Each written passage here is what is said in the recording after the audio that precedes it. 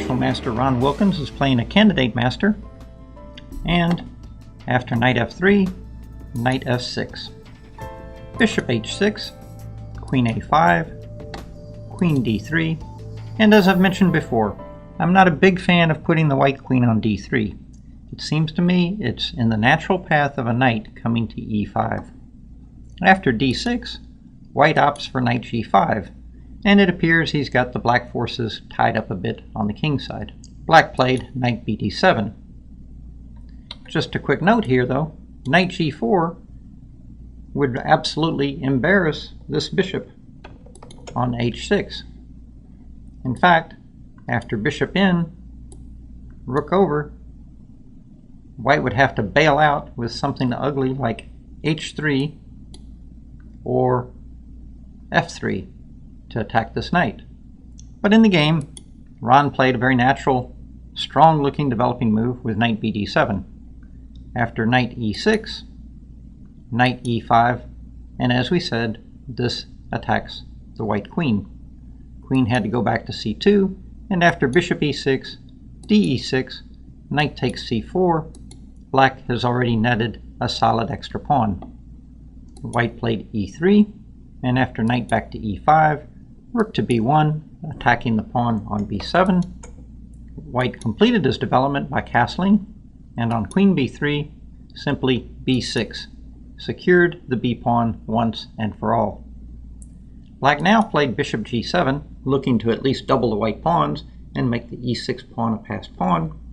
And here, black could play rook at h to e8, and then on bishop f6, ef6, bishop b5, rook e7, and so forth and so on. But on bishop g7, I like what Ron did from a practical point of view. He simply attacked the pawn on c3.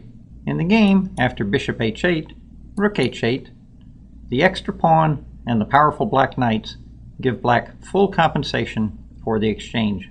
White played rook c1. Note that queen d5 is not a good idea because after knight takes c3, queen a8 check, king c7, the white queen is attacked.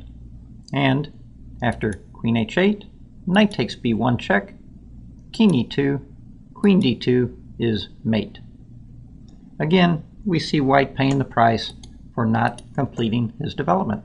So with rook c1, white defended the weak pawn on c3.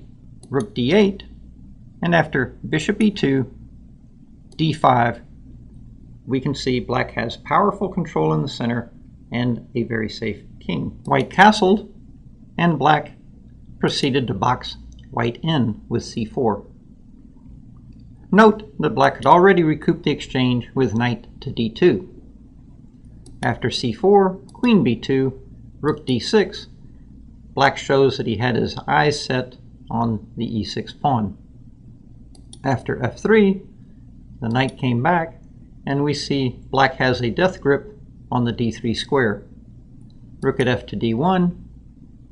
Black now uses his knight to collect the pawn on e6. With a powerful knight and two pawns for the exchange, it's simply overwhelming. Of course, black could have played knight to d3, bishop d3, knight d3, and another version of recouping the exchange. But in the game, he wanted to hold on to his knights. He played knight takes e6. After e4, queen c5 check, king h1, d takes e4, f takes e4, and finally he played knight to d3.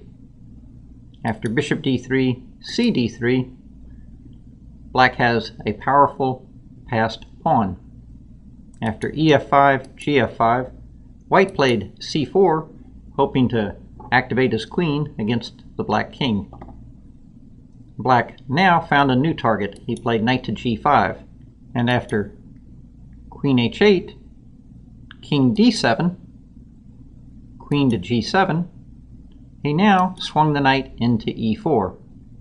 White, at this point, unfortunately played queen h7, and the finish was knight f2 check, king g1, knight to h3 check, king h1.